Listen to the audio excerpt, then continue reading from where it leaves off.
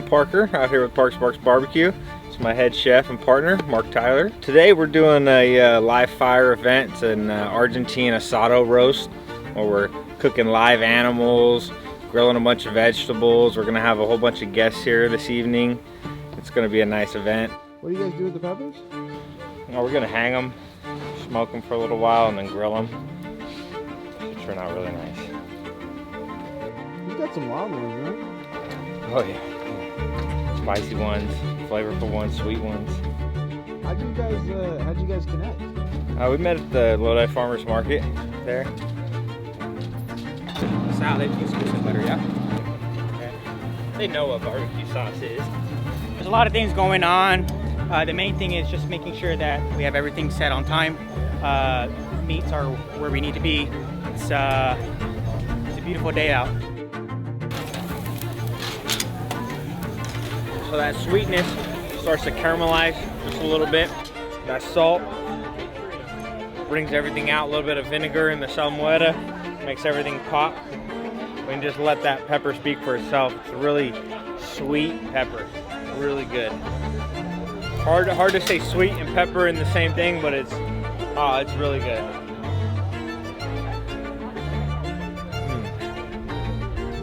A little smokiness. It's hot, but it's good.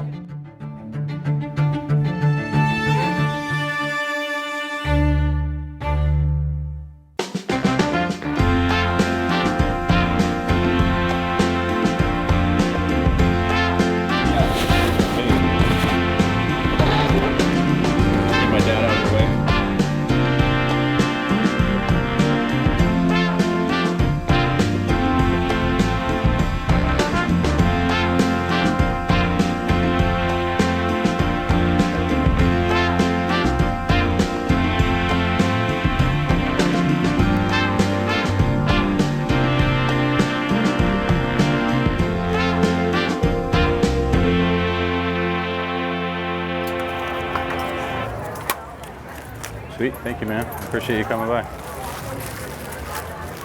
I do like 1 or 2 per dish, maybe 3. Okay. Yep, depending on your heat level. Sure. All right, see ya. What are you doing with your pepper?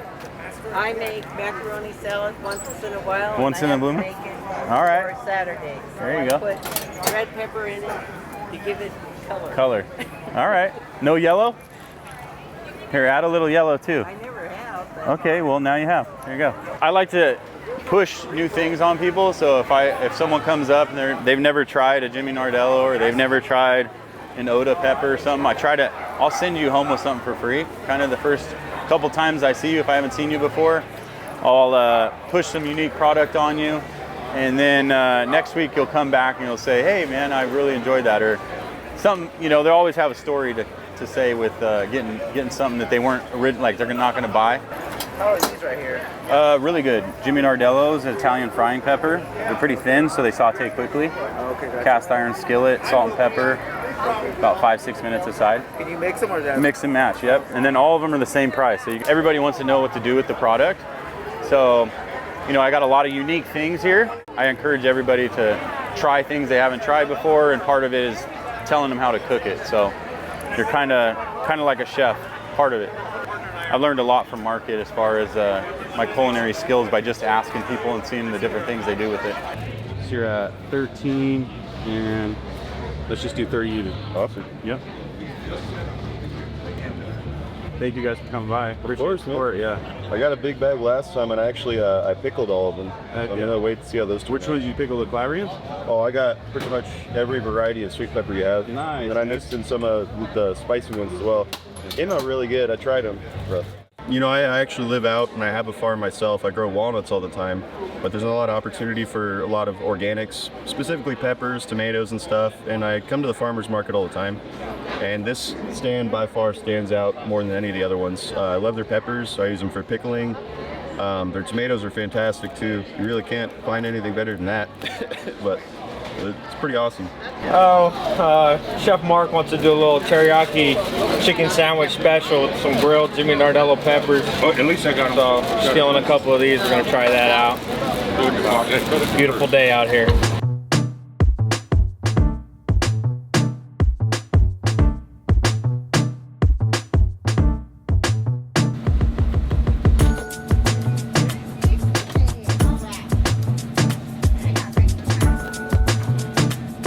All right, so we're just doing service today at the farmer's market. We got a couple more left.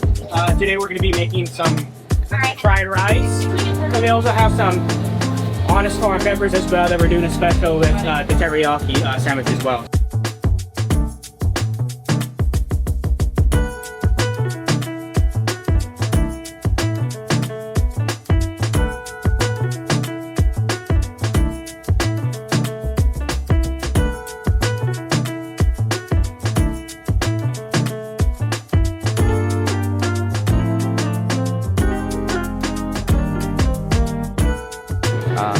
We're having the barbecue rib, and it's all about the sauce, man. The sauce that they have tonight is really good. Being at the farmer's market, you get to see a variety of vegetables and fruits, and I think that you get to see it at its truest form. You might maybe see a little bit of bug, a little bit of dirt on it, but as you know, it's going to be coming from organic, fresh, fresh straight from the farm. And that's when you know it's fresh, and that's when you know it's good.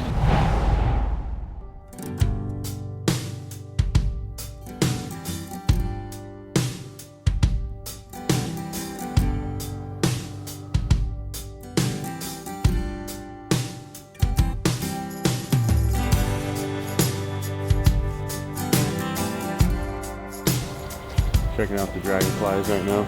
Check those out. One of my uncles told me that, try to find something you love to do and then money will come.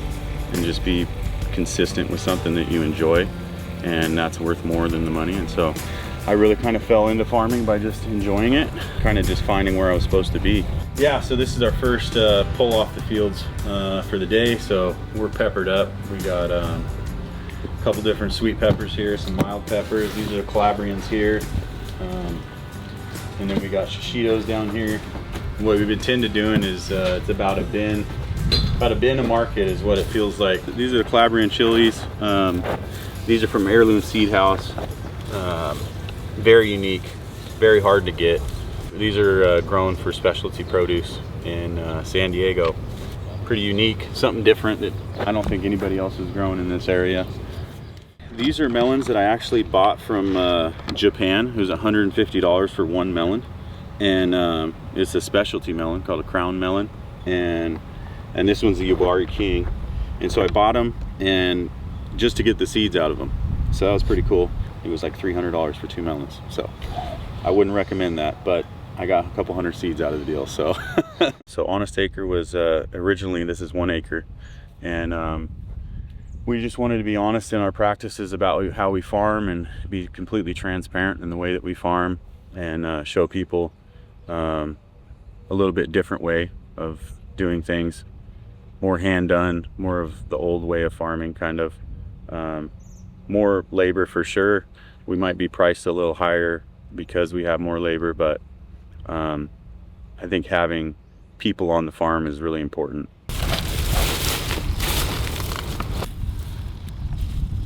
We don't like to sit it out in the field in the heat, so we try to get it out of the field as quick as we can. Be able to make a cycle within an hour. Every couple hours I kind of circle around and pick up what we got picked, so that we can just start to process it and get it to the cold storage and get it to where it needs to be. We need manual labor to make this thing work. It's not all tractors and AI, right? So we got to be able to still do some manual labor, and so it's going to be a melting pot. It's going to be a culmination of people that I know, friends, obviously hired labor. You got to have it all in order for it to work. It's all these different communities and cultures, right?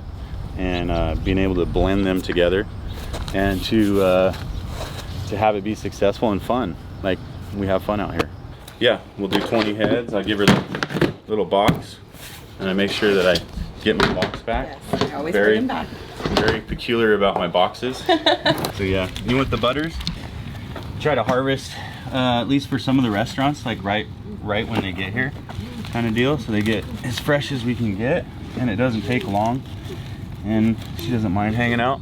She hangs out, so we try to get some of these orders done when they pull up, or within 30 minutes of them getting here. It just gives them the option to have something real fresh and also helps us move product. I was introduced to him probably 2 years ago, and just him doing this at his house, and us wanting to do farm to fork and really support the local farmers. And he's a cool dude, and his lettuce is great, and he's like the only lettuce guy in town. It's been a growth for the restaurant and everything. Yeah, so there it is. That's her order for today. She got shishito peppers. She got some heirloom tomatoes there. Some beautiful heirlooms. Take a picture of that guy. And then she got some Calabrian chilies, which she's gonna, that's her little bonus this week, is some Calabrians. My buddy Nate, who works there, really likes these, so figured I'd throw some in for him. Always get little bonuses. Little bonuses around here. Yeah, these are shishito peppers, super popular. Everybody loves shishitos. They've just been kind of a breakout star for the past couple years. These are a Japanese, like, appetizing pepper. And they saute them, cast iron skillet, real hot, and blister them, and then they just use them as a like a dip. You gotta just dip the whole pepper and eat Eating stuff there.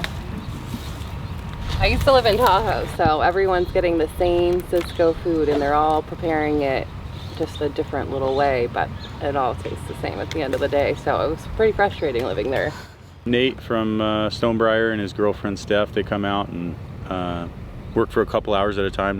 Nothing crazy, you know, but they come out and they'll pick some stuff, and then they get to take stuff home. It's good. I've known Matt pretty much my whole life, but this is his first year really maximizing his space and leasing from his neighbors here, and he's got a lot going on. I think that's a big thing in cooking right now, is just, you know, technique counts for a lot, obviously, but at least the way I look at cooking is the better and fresher and more connected you can be to what you cook, the better your food will be.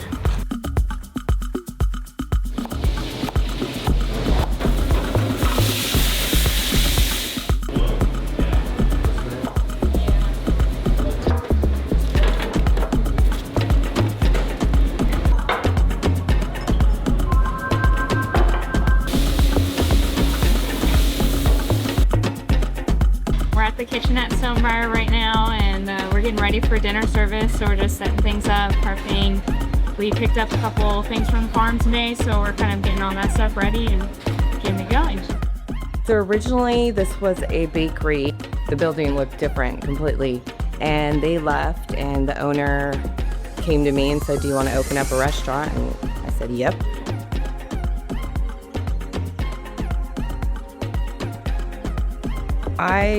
I love food, and a combination of just the different people I've worked with having that same vision. And it's important because you eat with your eyes, and then you taste it, and then all of that together. And growing up with home-cooked meals and those type of things, I always envisioned if I ever opened up a restaurant, it would be like this.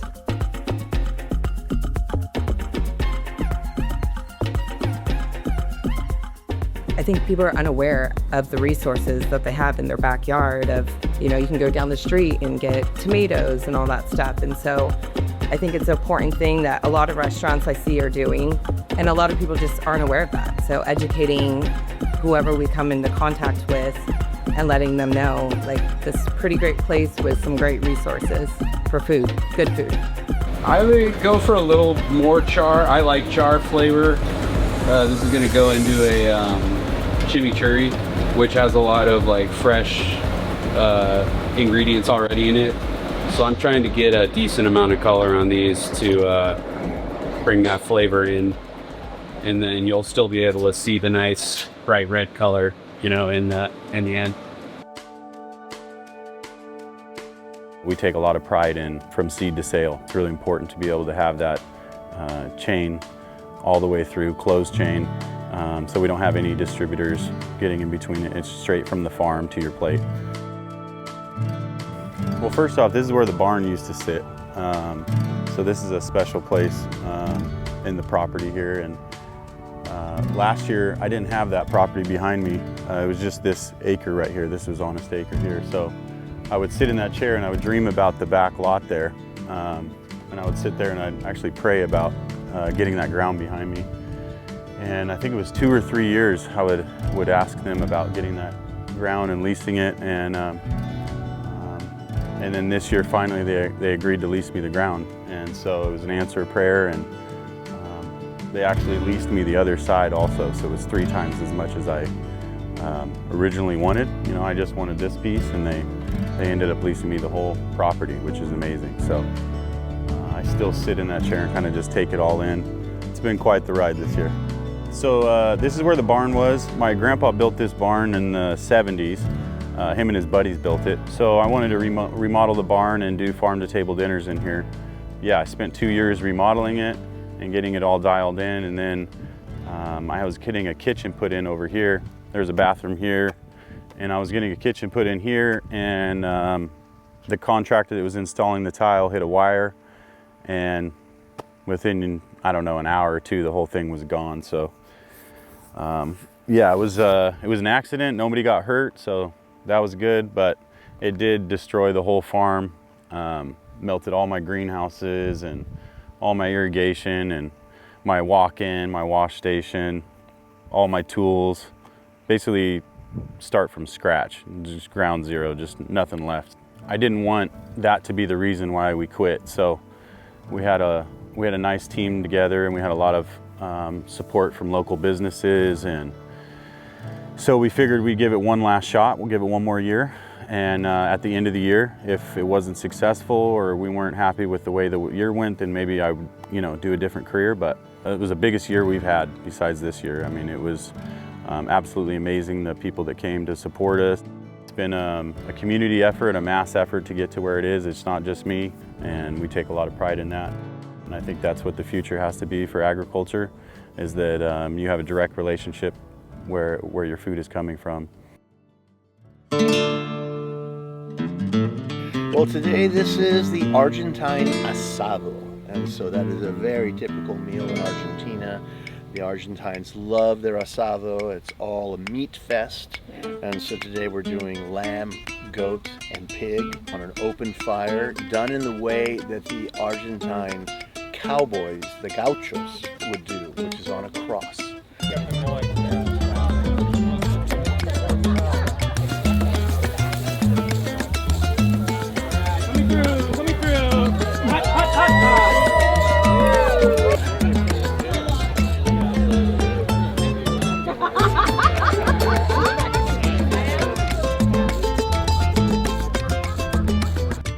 Like coming from Guam, I was kind of surrounded by a lot of ranching and being in the gardens and things like that. So being able to use a lot of the local produce around in the area and have that provided for the community and just showcasing that gives me a lot of joy. Able to see it sprout up, grow it, and then more or less put it on a plate and having people enjoy that makes me very happy.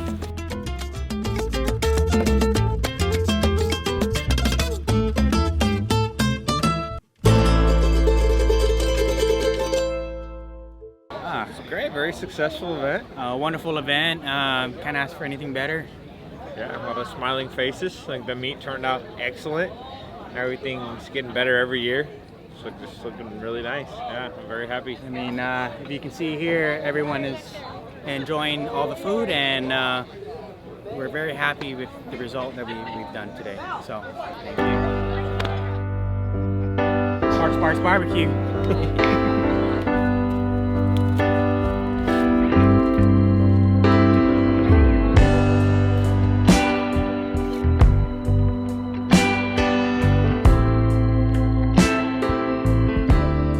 Have just so much going for us here in the Central Valley as far as agriculture goes.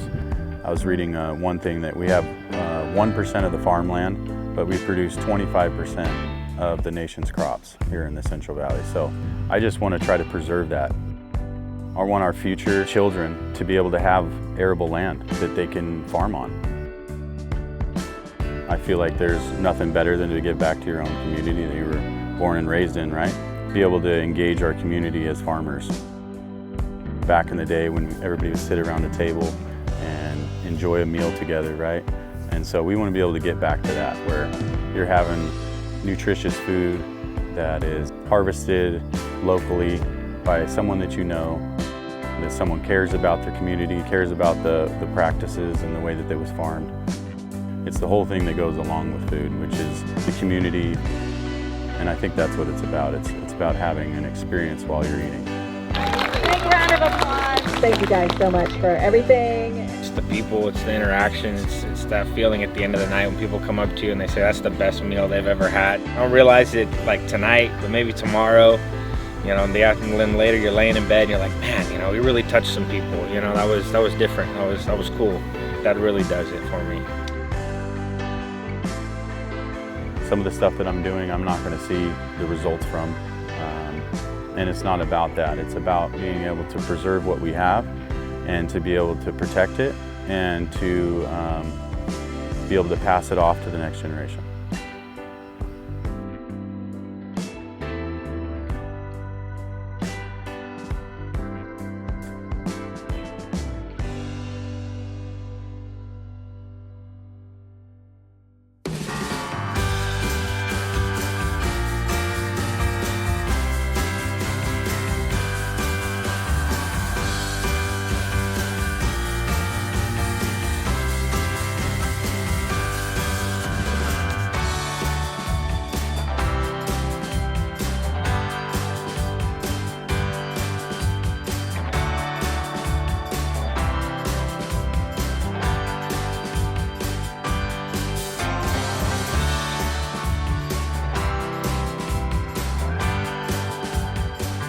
Every week I come down, I buy the localest and the best heirlooms I possibly can, and every week I come to the same spot right here on the Sticker. It's my absolute favorite. It's the best meals I could possibly get.